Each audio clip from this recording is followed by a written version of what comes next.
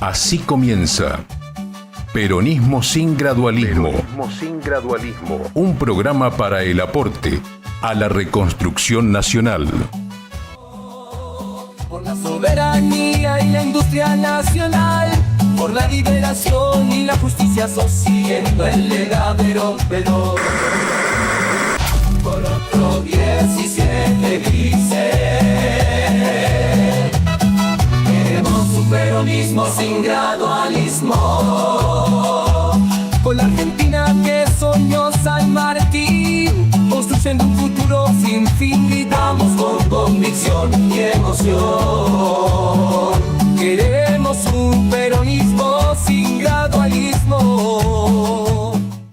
Esto es otra vez Peronismo sin gradualismo, un programa, como decimos siempre, peronista, que también hace comunicación social, porque estamos en un medio de comunicación, pero nuestro objetivo es apuntalar la organización popular, comunitaria, para hacer que el país se convierta en esta desgracia de un país con hambre, con desocupación, con miseria, en un país productivo, con trabajo, con justicia social. Por eso decimos siempre, cuando arrancamos el programa, que para construir una nación hay que sostener la tercera posición. Para ser nación, tercera posición.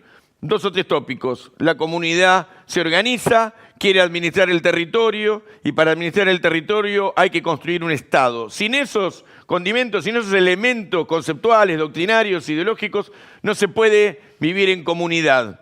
Ayer tuvimos un paro excepcional, un paro que paralizó todas las actividades productivas, porque hay una comunidad que está planteando que el rumbo económico no es el correcto. La Argentina va a un precipicio. La Argentina va a una crisis enorme de dimensiones como la hiperinflación de los años 90, como el 2001, una crisis institucional. De esta manera, millones de argentinos van a pasar la desocupación, y los que hoy están con changas, con la economía informal o economía popular, van a disputar con otros que vienen cayendo del plato de la producción. Así que de esto vamos a hablar hoy con Juan Speroni, secretario general del Sindicato Argentino de Obreros Navales, un hombre de la CGT. Vamos a hacer la editorial juntos. También lo vamos a hacer con Nahuel Silva, que estaba dudando de venir porque él es de Vélez, yo soy de Estudiantes, y definimos hacer un programa juntos. Agradezco además a la producción acá que me felicita por el campeonato obtenido. Pasamos ahora sí a hacer el programa, un programón en una Argentina que está definiendo su destino. Por la soberanía y la industria nacional, por la liberación y la justicia social, el legadero veloz. Por otro 17 dice. Y bueno, estamos acá con Juan Speroni, compañero secretario general del Sindicato Argentino de Obreros Navales, y con Nahuel Silva, recién anticipaba. Vamos a estar dentro de un rato, ahora vamos a hacer la editorial, pero vamos a estar dentro de un rato con Diego Molinas, que, bueno, ex seminarista, funcionario del Parlasur, con quien vamos a hablar de los 50 años del asesinato, del crimen que tuvo el padre Mujica como víctima, de los primeros momentos de violencia que en la Argentina vinieron en los años 70, un hombre de la Iglesia de los Pobres, un militante de la fe y como peronista, porque optaron por el peronismo, esos curas de esa generación, se hicieron a la mar junto al movimiento popular. Pero bueno, vamos a hablar ahora del enorme paro que hubo ayer de la Confederación General de Trabajo, de las otras centrales sindicales, de los movimientos sociales, convocados por la conducción de la CGT y que, bueno, se vio en todo el país, ¿no, Juan? ¿Vos tenés esa percepción? ¿Fue muy fuerte el paro? Sí, efectivamente, el paro fue, sin lugar a duda, un paro con un pleno acatamiento y una plena efectividad en todos los escenarios, digamos, el de servicio, el de industria, el de transporte, el de comercio. Es decir, la inmensa mayoría de trabajadores y trabajadoras tomó este paro como un desafío, que no es otra cosa que una agenda que marcó el movimiento obrero a través de la conducción y el cuerpo colegiado, donde el primer episodio en contra del gobierno fue aquella movilización a tribunales a los efectos de pedir una cautelar con el tema de las transgresiones de la norma del capítulo del DNU. Esto efectivamente salió bien. Después hubo un paro con movilización el 24 de enero. Después la marcha en defensa de la universidad pública y gratuita. La movilización del 1 de mayo, con un colectivo también importantísimo. Y este paro que, bueno, sin lugar a duda fue un paro de lo más importante que hubo en los últimos tiempos en nuestro país. Esto habla a la clara de que hay una clara oposición, no solamente a las políticas que están afectando a nuestra comunidad y a los sectores populares, sino que además también demuestra y exhibe con claridad la voluntad y la convicción de la Confederación General del Trabajo para tumbar el DNU, para derogarlo, y fundamentalmente para que ese instrumento de la ley base que tiene media sanción de diputado se caiga definitivamente en el Senado, porque no es otra cosa que un instrumento que genera todas las condiciones para entregar los recursos y fundamentalmente los derechos de los trabajadores, la cuarta categoría, y el proyecto del artículo RISI sin lugar a duda pone en condiciones de un país extractivista, de colonia para nuestro país, sin lugar a ningún tipo de posibilidades de agregar valor agregado, agregar valor en territorio, como decimos nosotros. Y es más, estos capitales especulativos vienen, se llevan sin ningún tipo de condicionamiento, de impuestos, sin nada. Entonces, creo que incluso también ese colectivo, el colectivo importante, está viendo y analizando la posibilidad de que el día del tratamiento de la ley base en el Senado, el colectivo se pueda movilizar con todos los sectores que dieron origen a toda esta cadena de motivaciones y de movilizaciones que hubo en estos meses de gobierno del presidente Milei. Ahora vamos a ver eso, porque por eso dije, es un gobierno que está choqueado y ha sido golpeado por un paro muy fuerte, ¿no? Pero, y entonces vamos a ver después hacia dónde va el plan de lucha, un plan de lucha constante que viene sosteniendo la CGT y el movimiento popular en general. Ahora, ayer no se movió un barco, los trenes, el transporte colectivo, pero cuando se movieron los bondis se veía que había poca gente arriba de los colectivos. Hay coincidencia general, en el sector del comercio, el 50% de los comercios abiertos, o una cantidad de comercios abiertos, no sé, depende por barrio, en algunos lugares más, en otros lugares menos, pero no había gente en los comercios y no había gente arriba de los colectivos. Entonces, estamos hablando de que ante la presión de ir a abrir los lugares de trabajo, ante la presión de las patronales, la gente actuó con conciencia de clase, con conciencia política, con conciencia social de hacia dónde va la Argentina. ¿Vos sentís lo mismo? Sí, efectivamente. Y contame cómo fueron los lugares de trabajo de los astilleros, porque el Sindicato Obrero Naval tiene los astilleros. Sí, efectivamente. Yo creo que la decisión por convicción que generó esa enorme demostración ayer el paro nacional de la CGT, y tiene que ver con lo que nos está pasando. Lo que le está pasando al pueblo trabajador, lo que le está pasando a los compañeros y compañeras desocupados, lo que le está pasando al monotributo, lo que le está pasando al trabajador independiente. Es decir, esta política económica afecta a todos estos sectores, indudablemente, con el tema de los ingresos, del salario, los trabajadores que pueden discutir paritaria con la no homologación de los acuerdos salariales, con los aumentos de los servicios, con los aumentos del transporte, con los aumentos de la mercadería. Es decir, están poniendo lejos de la gente todo el tema de lo que son los mecanismos de sobrevivencia mínimos para una sociedad, trabajando o no trabajando. Y creo que eso fue lo que el descontento que exhibió en el día de ayer ese enorme colectivo que paró en el país. Y déjame decirte un episodio en relación a esto que vos decís. La ministra Patricia Bullrich, haciendo un sketch ahí para demostrar, fue al micro efectivamente para subir. No tenía crédito en la SUBE, dicen. No solamente no tenía crédito, que ese es un hecho, sino que el colectivo estaba vacío. Estaba vacío, claro. El colectivo estaba vacío y esto exhibe y demuestra con claridad que independientemente de que algunos servicios transitaron por la ciudad, la voluntad de la gente estaba en no concurrir a No se dejó apretar. No se dejó apretar. Después, con respecto a los puertos, con respecto a la marina mercante, o lo que queda de la marina mercante, o lo poco que queda, lo residual, y los astilleros y los talleres navales tuvieron una conducta ejemplar. Pararon absolutamente todo.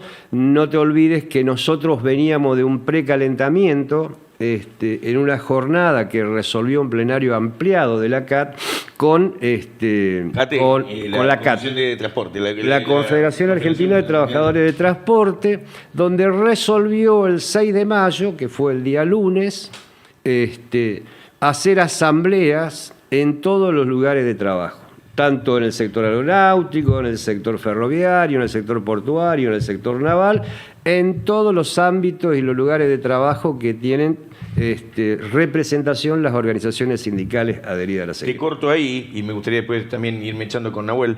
El saldo que no analizan los periodistas ni los medios de comunicación es que cuando hay una huelga de estas características, de todos los trabajadores de todo el país, hay procesos de asamblea en los lugares donde se concentran los trabajadores que van dejando una práctica y, bueno, el Instituto de la Asamblea es uno de los institutos grandes del movimiento obrero, de la organización popular, y esa práctica le va dando dinámica a un proceso de luchas que no terminó en este paro, sino que va a continuar porque es objetivo que el plan no va a caerse con este paro general de la CGT, sino que por el contrario es seguir acumulando musculatura para una pelea larga que es voltear el plan económico, ¿no?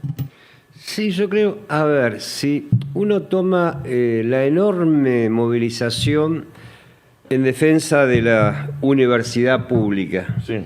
de los 3 escenarios de la educación pública, digamos, en ese inmenso colectivo que generó la movilización, el gobierno tomó nota de eso y empezó a negociar, lo cual no quiere decir que dé respuesta. Empezó a negociar. Ahora, con el paro del movimiento obrero, esto no lo puede hacer. Porque lo que le está pidiendo, lo que le está exigiendo el colectivo de los trabajadores con la CGT es que cambie el rumbo del programa económico. Claro. Y esto no lo puede hacer. Y entonces está tienen planteada la cosa enormes... entre ellos y nosotros, digamos. Yo Así creo que es. esto es así y forma una enorme importancia de extremada gravitación el tema de lo que vos señalabas, las asambleas. Claro. Porque ante un poder mediático importante de las principales cadenas de los medios que está al servicio de este modelo extractivista, nosotros tenemos que anteponerlo no solamente la fuerza organizada de los trabajadores de los sectores populares, sino que también fundamentalmente esas asambleas se deben convertir en herramienta permanente en la discusión de la sociedad, en los trabajadores, en las fábricas, en las oficinas, en los comercios, en los barrios, absolutamente en todos los lugares, porque es la forma de ir reconstruyendo también el espacio político que necesitamos en la Argentina. Es de vital importancia la resistencia, pero también es de vital importancia la capacidad de reconstruir el movimiento nacional para tener la alternativa política. Bueno, viene un momento de definición, ¿no es cierto? Convocatoria del peronismo bonaerense el 18 en Florencio Varela y también, bueno, un desemboque de la crisis social y política, ¿no? ¿Cómo lo ves? No, esto que dice Juan es muy importante. No solamente hay que organizarse para defender los intereses del pueblo trabajador, sino que al mismo tiempo hay que ir construyendo la salida política. Porque, como vos bien decías en la editorial, esto desemboca en una crisis institucional de una magnitud inusitada, digamos. La contracara del paro general es la economía hundiéndose, la economía real hundiéndose en una depresión. 40% cayó el sector de la construcción, 21% cayó la industria. Son los mismos niveles de caída Interanual, en marzo. Es el nivel de caída equivalente al que tuvimos en la pandemia, Claro. cuando no hubo actividad económica. O sea que estamos en un... Es lo que decía Juan, un plan entreguista. Es un plan entreguista y necesitamos rápidamente salir a construir con los sectores del trabajo y la producción la salida política a este modelo de entrega y de miseria que está llevando la economía a Milei. Y FEMPINRA, ¿cómo está esa articulación? Porque es una de las importantes articulaciones que ha tenido el movimiento obrero en los últimos años y que, como vos mencionabas, puertos, personal de a bordo de la Marina Mercante, astilleros, definen de alguna manera el comercio exterior. Cuando se clava FEMPINRA, pone en discusión inclusive la cuestión de la mal llamada hidrovía, como decimos siempre, que la vía troncal de navegación, el comercio exterior. Ha sido importante el plan de lucha de FEMPINRA, hemos visto fotos, y la movilización en los últimos tiempos, ¿no? Sí, tal cual. Yo creo que el colectivo de la Federación está perfectamente organizada, estructurada, con una conducción muy clara y muy firme del compañero Juan Carlos, pero además está alineada con la Confederación General del Trabajo y también alineada con la Confederación General del Trabajo. Varios compañeros tanto de la CAT como de la FEMPINRA forman parte del Consejo Directivo de la CGT.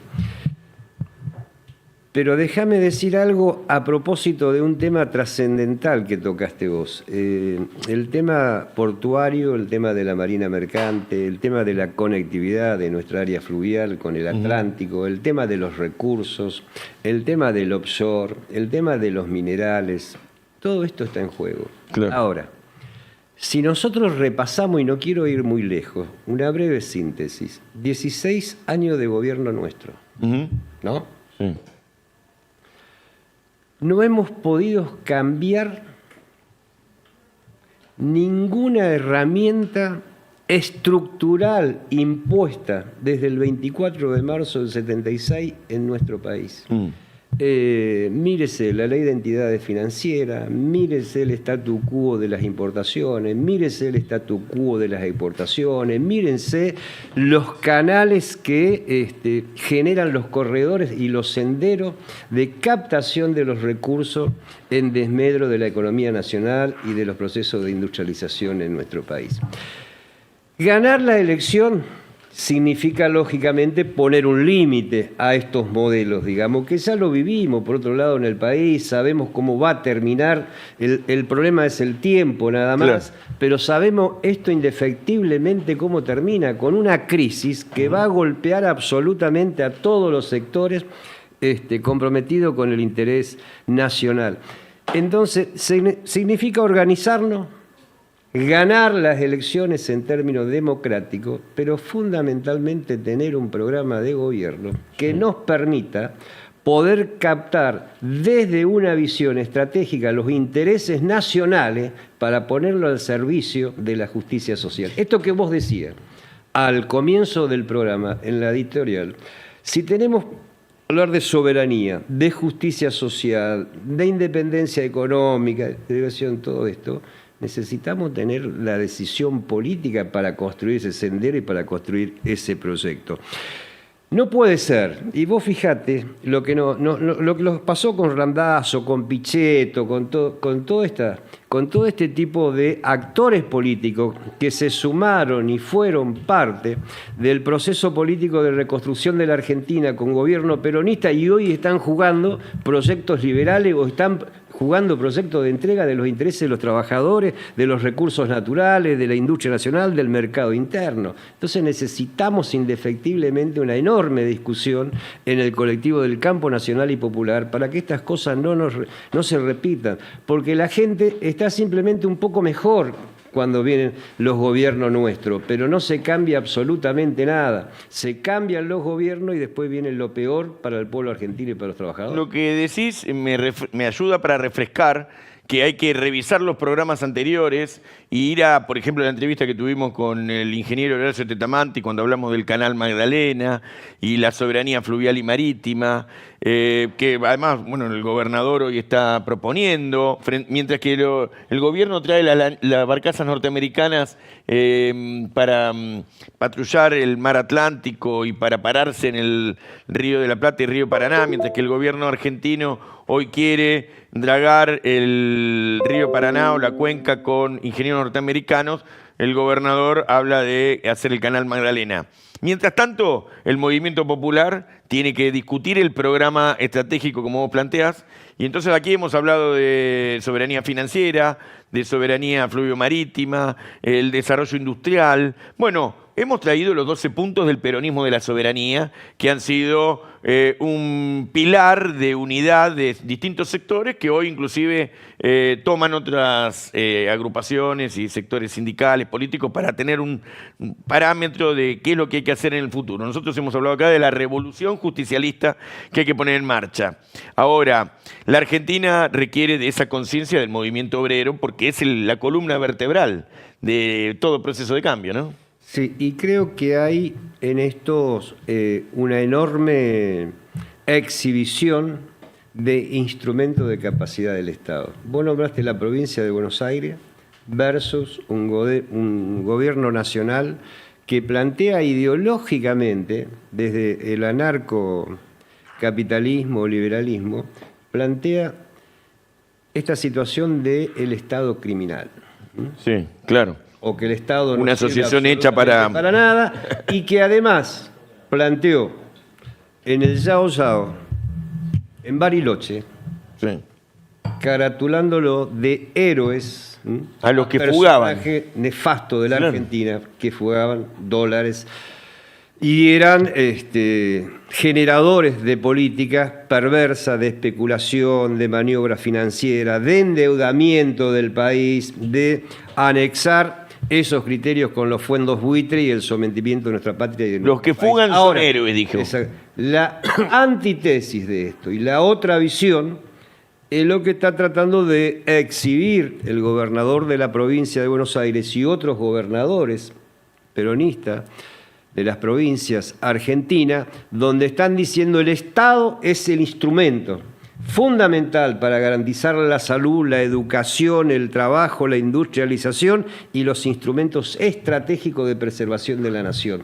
Esto es lo que está en discusión en definitiva. Sobre esta visión de la provincia de Buenos Aires y de las otras provincias, nosotros debemos agregarle la visión política, los instrumentos fundamentales del movimiento nacional que dieron origen a lo que fue el más enorme proceso de transformación en la Argentina, que fue el peronismo del 45 al 49. Entonces, tenemos que volver a eso. Además, hay, 2 minutos más, hay un mundo que hoy está discutiendo la agenda de los próximos 30 años, con recursos que tienen que ver con nuestro país y con Brasil y todo lo demás.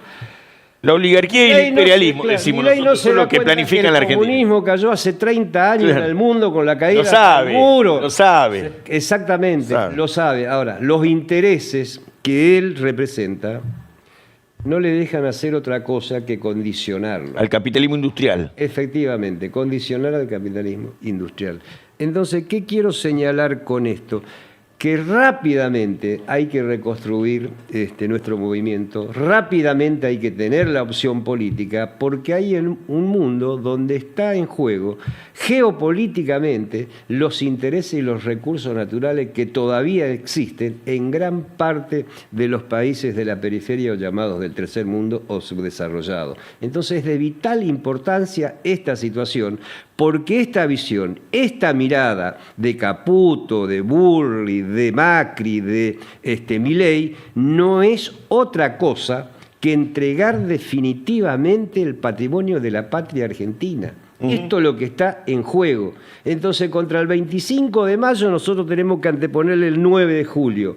Contra la la explotación del trabajo de la cuarta categoría para que los gobernadores tengan la rentabilidad que les sacó Macri, nosotros tenemos que empezar a hablar del impuesto a la riqueza, del impuesto a la renta financiera, de los impuestos a las grandes fortunas y no que le saquen la plata a los laburantes, que no es otra cosa que revitalizar con ese dinero el mercado interno que necesitamos para poner en marcha la pyme, el comercio y todos los sectores de servicio, digamos. Esto es lo que está en juego en la Argentina.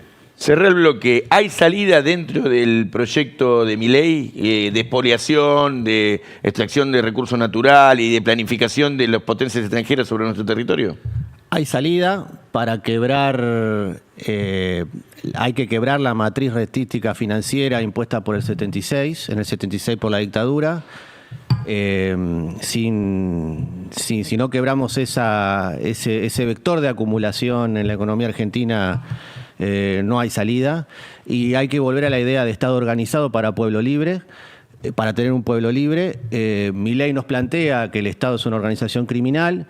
Creo que hay que discutir la idea de Estado presente, porque el Estado siempre está presente para acumular las ganancias del sector financiero o para Estado organizado para un pueblo libre. Para un pueblo libre, para conducir un proceso de acumulación con eje en el trabajo y la producción. Y esto hay que volver a la idea de planificación integral de la economía, como dijo el compañero Juan, que fueron los días más felices. Con este cierre de Nahuel, hincha de Vélez, pasamos al otro capítulo que viene del programa con nuestro querido amigo Diego Molinas, que vamos a hablar sobre el padre Mujica. Queremos un peronismo sin gradualismo, con la Argentina que soñó San Martín. Estoy revisando los medios de comunicación, estuvimos hablando recién del paro, y miro acá todo cuanto debes saber sobre duendes y bases de la parapsicología. Bueno, estamos en un momento de invasión esotérica y en el aniversario de la muerte de Mujica, del asesinato de Mujica, un sacerdote peronista, nos va a aportar Mujica una perspectiva doctrinaria, una perspectiva histórica. Él, desde el cielo, nos guía a que podamos hablar sobre lo que hay que seguir construyendo para construir la justicia social. Vamos a hablar entonces con Diego Molina, que es funcionario del Parlasur, uno de los que el día que la tele descubra a Diego Molina la va a romper, porque además se necesita hablar de la religión, pero la religión desde un punto de vista laico sería.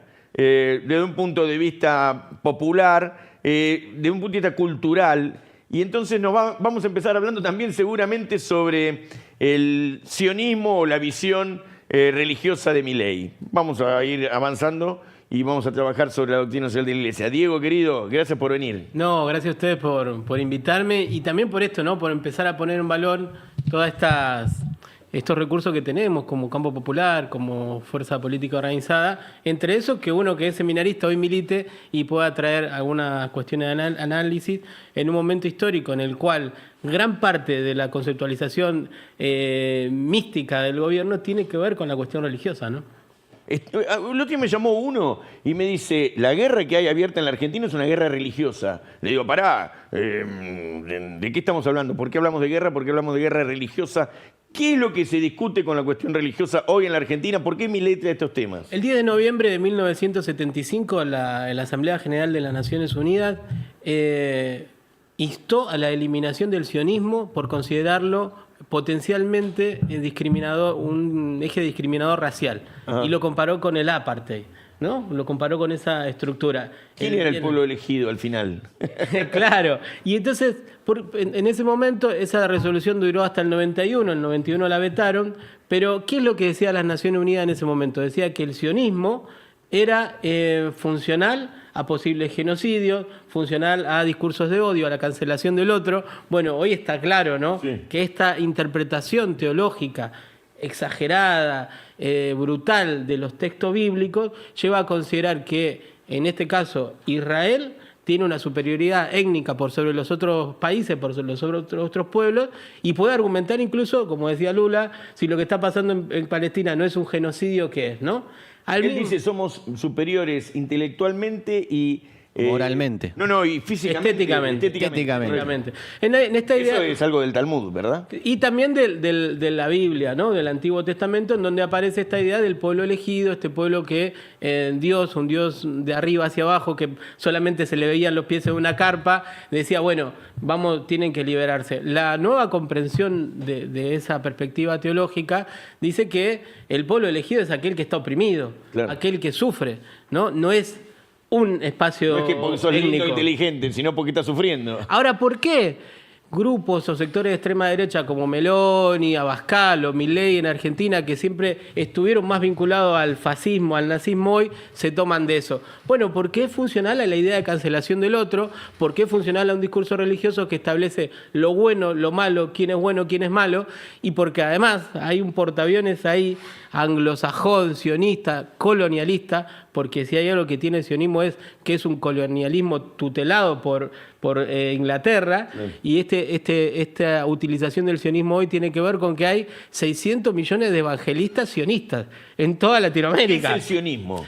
El sionismo es justamente eso, una lectura, un análisis teológico radicalizado que pone en un lugar de superioridad étnica al pueblo de Israel por sobre todo los otros pueblos, y que exacerba un mesianismo que justifica ciertas cosas, como por ejemplo, ¿por qué los evangelistas apoyan a Israel o apoyan el sionismo? Porque ellos desde la Biblia dicen que cuando Israel recupere toda su tierra va a venir el Mesías. No todos los evangelistas, sino algunos grupos. Estos grupos radicalizados que Netanyahu decía son los mejores amigos del pueblo de Israel, son del gobierno de Israel, nosotros somos los mejores amigos. Entonces, esa perspectiva radicalizada, paradójicamente, en vez de ser funcional a la concordia, a la fraternidad, a lo que tendría que empujar cualquier espacio religioso o confesional, hoy empuja a la discriminación, y es la base conceptual de Milei para decir que hay una superioridad, que a él le habla Moisés, que a él le habla Dios, que él habla con los perros, y por eso desde esta otra identidad que nos trae Mujica,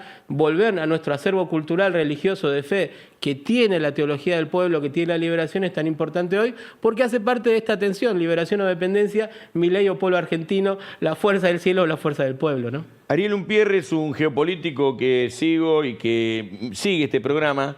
Dice que el sionismo es un mandato para aniquilar a otros, en este caso el pueblo palestino, por ejemplo, pero además que la bandera de Israel tiene que tomar entre el río Éufrates y el río Nilo, es una gran Judea o el gran Israel. Esto entonces es un proyecto imperialista que también tiene un capítulo argentino. ¿Hay una idea de plan Andinia, de ocupación de la Patagonia, o es solamente una cosa...?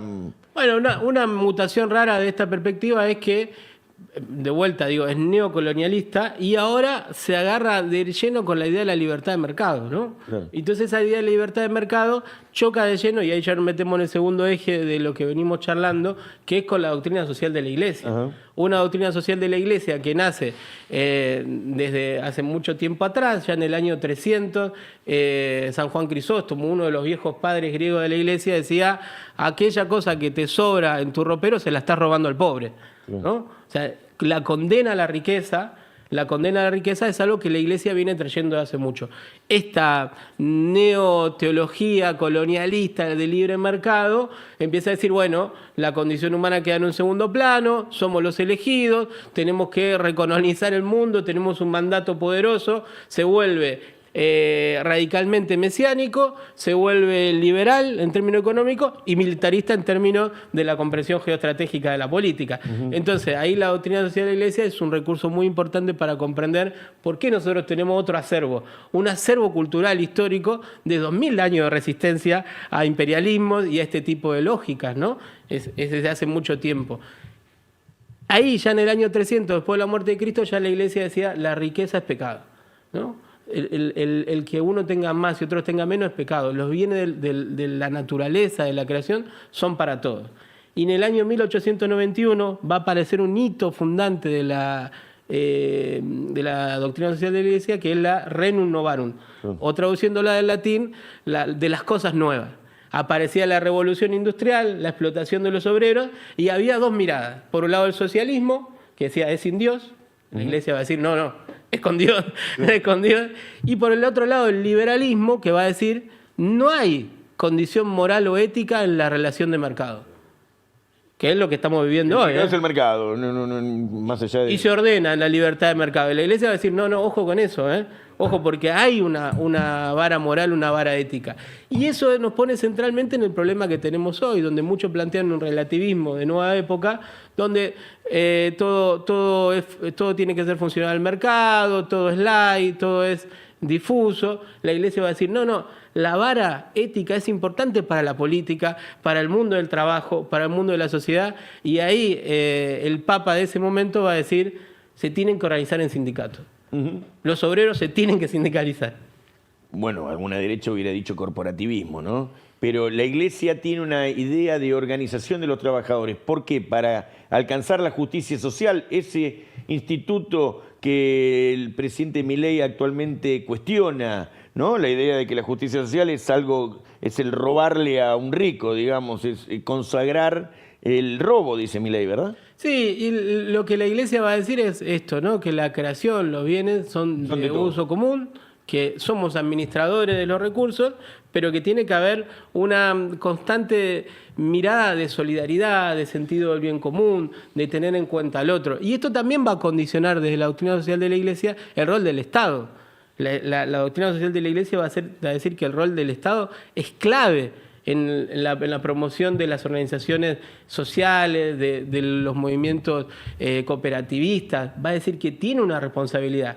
Y acá hay algo que es muy fuerte y que me parece que es importante denunciarlo. La iglesia va a deslizar la idea de que dejar lo humano en segundo término es pecado.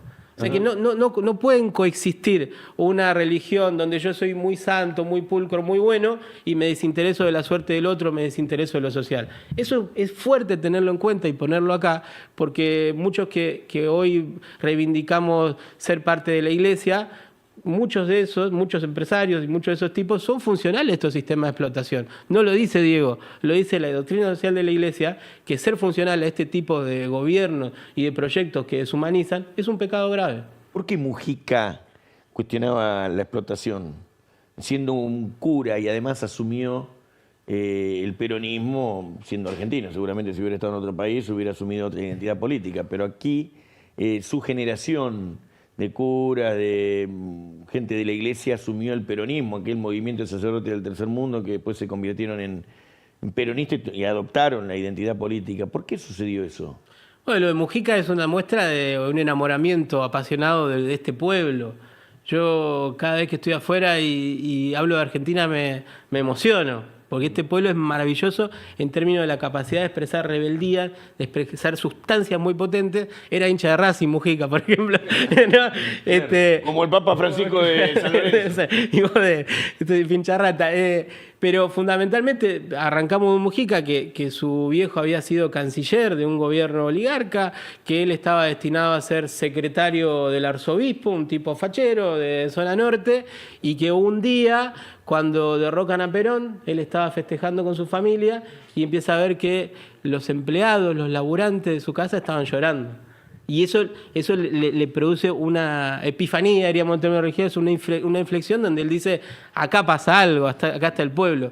Y ahí él empieza toda una búsqueda profunda que lo lleva a ser parte del Mayo francés, que lo lleva después a ir a Valle Grande a reclamar por los restos del Che, ¿no? Que lo lleva a enamorarse de eso y a cruzar, porque él pasa de la zona norte de Retiro a la villa, ¿no? Y ahí empieza a consustanciarse con ese movimiento que estaba ahí, a meterse, a organizar a los villeros, a ponerle el cuerpo, a asumir a Perón como un líder espiritual, entendiéndolo de que lo que ponía en práctica a la doctrina social de la Iglesia era el peronismo, y a meterse en una retroalimentación con el pueblo que incluso lo lleva a ser parte del Ministerio de Bienestar Social, del cual era ministro López Rega. Digo, en esto no estamos hablando de un cura, bueno, yo no me meto, no, se ensució, fue a gestionar ahí el tema de la reorganización de las villas, fue a ponerle el cuerpo, y cuando el movimiento villero dijo, no, nos están dando la espalda, no están respetando nuestro modo de construir, se fue. pero lo sometió a asamblea, que hay una imagen bellísima de una asamblea del movimiento villero peronista donde él hace la moción y los compañeros lo avalan en renunciar al Ministerio de Desarrollo Social. O sea, Carlos va a ser un tipo, algunos dicen entre dos fuegos, yo digo entre dos amores, por un lado la fe en el pueblo que se expresa en el peronismo y por otro lado la fe en Dios que se expresa en la teología de la liberación, la teología del pueblo y la doctrina social de la Iglesia. Y la doctrina social de la Iglesia y lo económico. Qué entusiasmante la charla y bueno, esto que decía Diego, cómo Mujica asume la identidad en la Argentina, la identidad del peronismo, que es la identidad de los humildes, de los trabajadores. Y está profundamente relacionada. Nuestro Papa Francisco hoy habla de una economía con rostro humano, ¿no? Volver a una economía con rostro humano y la antítesis de esto es lo que expresa Milei. Por lo tanto, es muy importante resignificarlo, ahí está, el Papa, y volver resignificar la idea de tierra, techo y trabajo. Mujica fue un impulsor no de la erradicación de las villas, sino de la integración de los barrios populares, como ayer y hoy nuestro Papa Francisco habla de tierra, techo y trabajo como derechos sagrados, y en esas 3 T se condensan la integración sociourbana en los barrios populares, por lo que trabajó Mujica y por lo que hoy muchos compañeros y compañeras se organizan en cooperativas, se han organizado y se siguen organizando para hacer obras en los barrios y llevar dignidad. Algo que está poniendo en jaque hoy el gobierno de Milei, ¿no? Hablaba de los poetas sociales, el Papa Francisco. Sí, y también Francisco fue muy claro en esto de hablar de los mesías sin historia, ¿no? De desconfiar en los mesías sin historia, en la reivindicación de justamente esto que tenemos nosotros, que es una historia consistente. Mujica está enterrado en la Villa 31, claro. Está ahí en el barrio, ¿no? Richardelli está en el Bajo Flores. Esos curas se encarnaron, se quedaron ahí, y hay un gran movimiento. Y en el interior del país, tantos curas, no solamente los Angelelli, lo conocido, sino tantos curas. Ya tenemos una santa, inclusive, en Santiago del Estero. Y tanto de nosotros que por ir a misa terminamos en este compromiso, digamos, ¿no? Porque en el barrio era lo que nos contenía, lo que nos daba sentido. Francisco a la doctrina social de la Iglesia le va a agregar 2 dimensiones que son centrales. Por un lado, la Laudato Si, la comprensión de la naturaleza, de la casa común, como un bien esencial y como algo con lo que nosotros entramos en diálogo. Esa mirada la tenían nuestros originarios, ¿no? De ver a la tierra como un ser viviente, claro, y Francisco desde Roma lo va a construir. Y después esto de Francisco decir, si quieren mirar un ensayo de mejor sociedad, si quieren mirar un ensayo de mejor política, miren a los movimientos sociales, ¿no? Estos que hoy son perseguidos por el protocolo antipiquete. Y qué coincidencia que Carlos Mujica, cuando hablaba de Dios, cuando hablaba de la ternura, hablaba de ese Dios que estaba metido ahí, en los pobres, en el movimiento villero peronista, en los barrios, y desde ese lugar nosotros también reivindicamos la memoria de Carlos, militando cotidianamente por continuar, no solamente desde lo que sentimos, sino desde una aplicación doctrinaria de lo que creemos y de la continuidad histórica de que la memoria de Carlos se sostiene, se reivindica y crece en cada comedor, en cada actividad que hacemos cotidianamente en nuestro barrio. Los dirigentes, pero también cada compañero y compañera de nuestros territorios.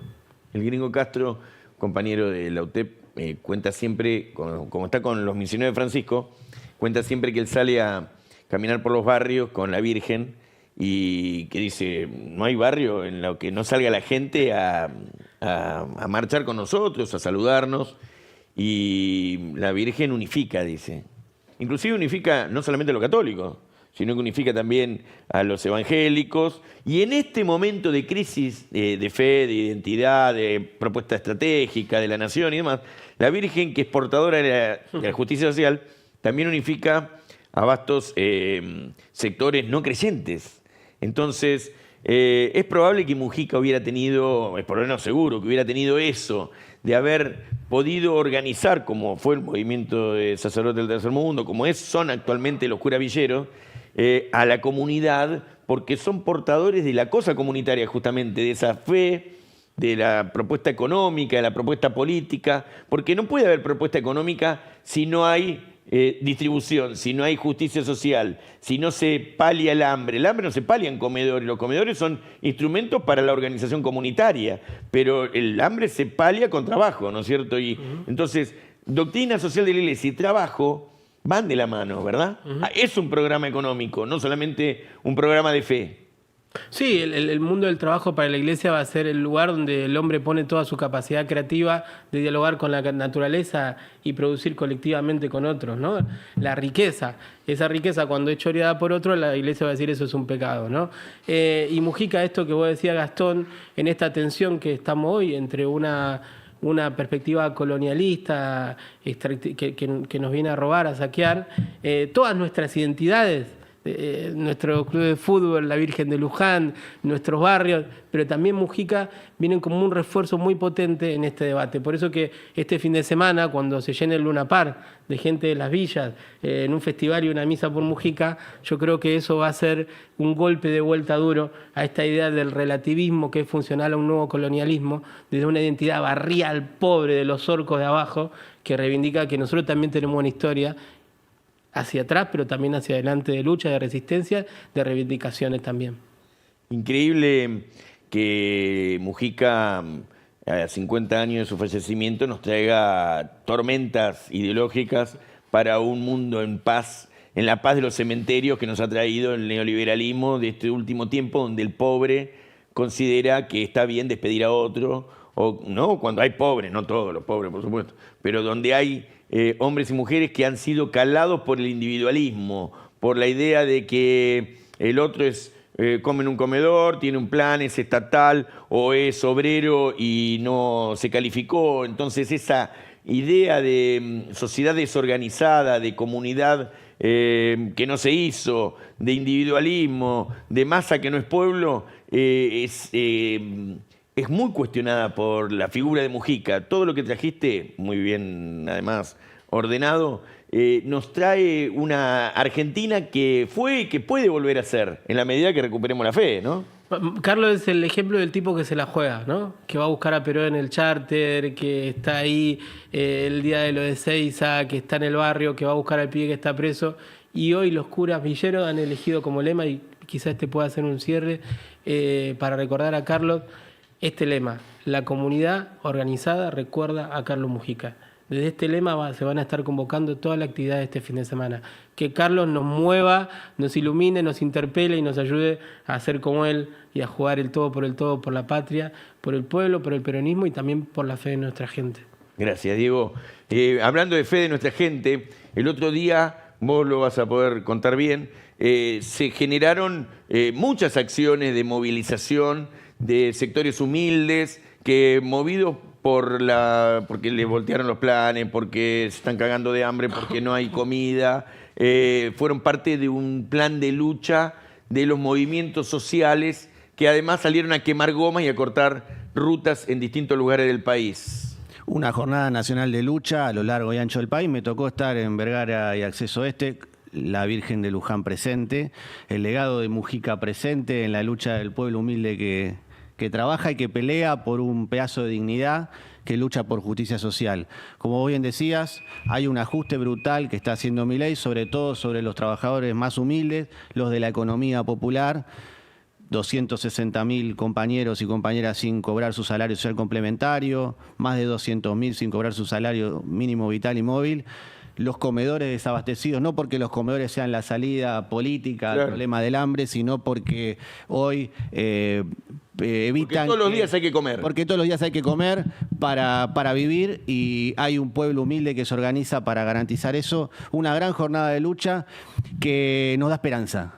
Hay futuro porque, como decía, hay muchos luchadores que se van forjando la lucha. Lo decía Diego en otra jornada de lucha que había sucedido unos días antes, así que hay futuro. Con estas imágenes de provincias y de lugares del Gran Buenos Aires que tenemos solamente en este programa, porque este es un programa militante donde nuestros compañeros nos mandan los videos. Volvemos a invitar a todo el mundo a que se suscriba, a que le dé, como dicen ahora, like, nosotros decimos me gusta, que lo pongan porque eso dispara el algoritmo y le llegamos a otros hombres y mujeres de otros lugares del país y los ayudamos a organizarse, a tener las ideas y el debate sobre la nación que necesitamos construir. Nos vamos a ir entonces con el bloque de comunidad organizada que hace la cooperativa Buen Vivir, el compañero Campo, que estaba contento también con hablar del fin del campeonato que pasó, porque como había sido eliminado por Vélez, él quería que hablemos del campeonato que ganó Estudiantes. Pero bueno, nos vamos a ir con el bloque que arma Ocampo sobre comunidad organizada y otras apostillitas muy lindas que siempre tiene este final del programa. Hasta la próxima. Recuerden, trabajadores, únanse, sean hoy más hermanos que nunca.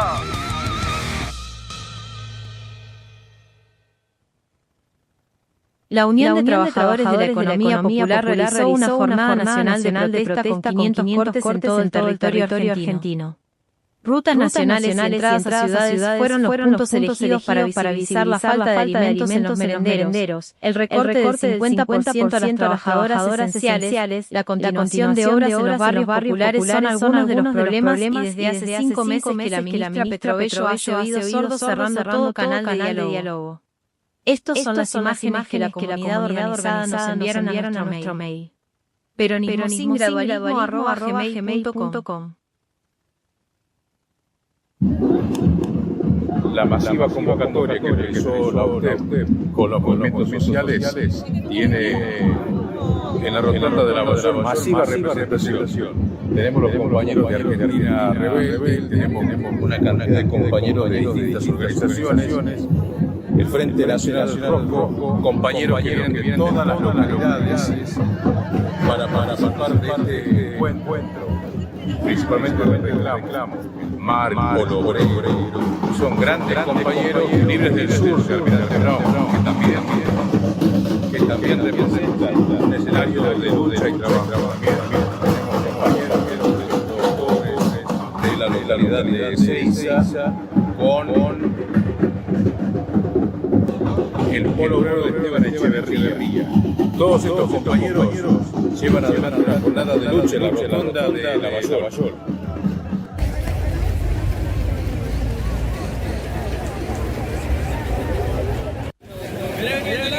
¿Y qué onda? ¿Qué es llevar la bandera? ¿Qué se siente? Orgulloso de poder acompañar movimientos para sacar adelante el país. Ah, muy bien. Veo que ese partido listo, ¿eh? Che.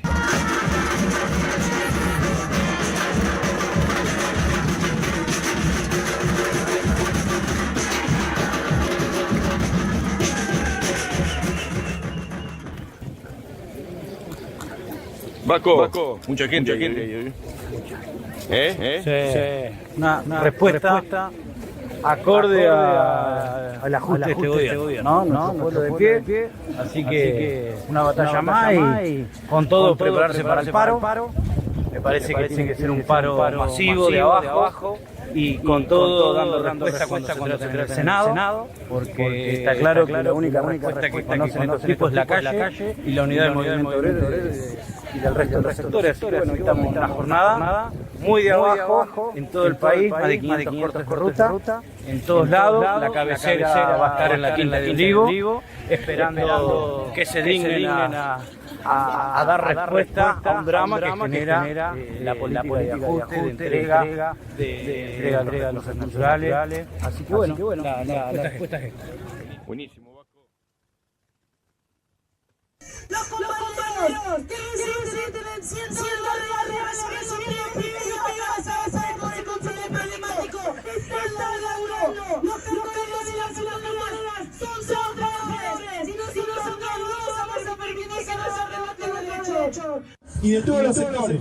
Y también llamando a todas las demás organizaciones, políticas, gremiales, de cualquier estilo, a que esté hoy en día en las calles y que tengamos que poner lo que haya que poner en cualquier lado. No hay que tener miedo, hoy demostramos que entre muchos y entre ser organizados vamos a pasar por encima cualquier protocolo de lo que sea.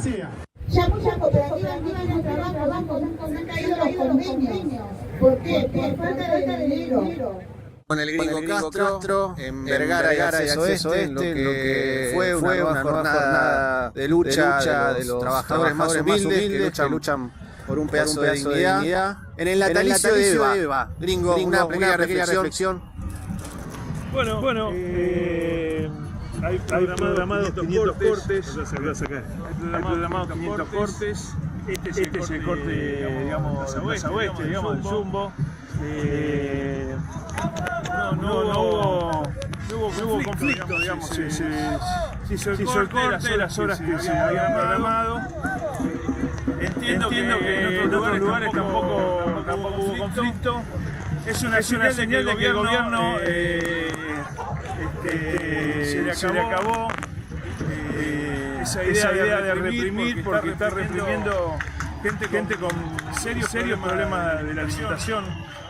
Solicito pedir una moción del artículo 127, inciso 8, para que el asunto vuelva a comisión. Creyeron que había muerto en un accidente y que nunca volvería a molestarnos. Pero en el interior de un oscuro palacio, una hechicera, un monje dolape y un can del inframundo la resucitaron. El mal se irá propagando en grandes y chicos. Acabo de votar a favor de la ley básica. Ya si protestás, pagás. Si ganás mucho, pagás. A menos que ganes mucho, ahí ya no pagás tanto. Y cuando todo lo público sea privado, no te quedará más remedio que pedalear hasta la muerte. Black Rock, en coproducción con Techin, presentan Ley Bases 2, la venganza de Conan, y dile adiós a tus recursos naturales. Buenos días, somos el 16 de julio, acá estamos unidos, organizándonos con lo que es el área productiva y los comedores y merenderos. Bueno, ahí los compañeros van a comentar qué es lo que hacemos. Andre. Buen día, mi nombre es Andrea Pinto, soy de Valle Barranca, que acá funciona la pizzería, la 26 viernes y sábado, de 7 a 12 de la noche. También funciona el implemento de la fiesta de edad. Funciona el merendero de 4 a 6 de la tarde los martes, y también se entregan la semilla de 2 a 4 de la tarde. Hola, ¿qué tal? Mi nombre es Gastón Rodríguez, soy de Pilar. Nunca milité en ningún lado, pero me siento peronista. Me encuentro sin trabajo y nada, me puse un puestito acá en Pilar, en la estación de Derqui, un puestito de tortillas.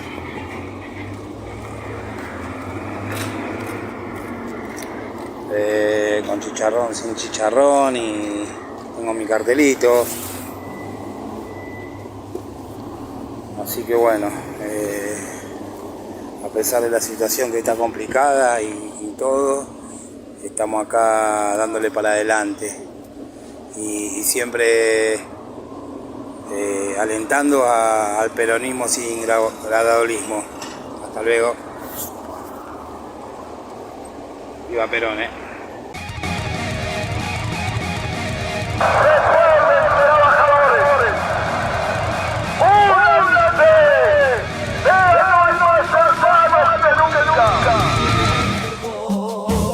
Queremos un peronismo sin gradualismo, por la soberanía y la industria nacional, por la liberación y la justicia social.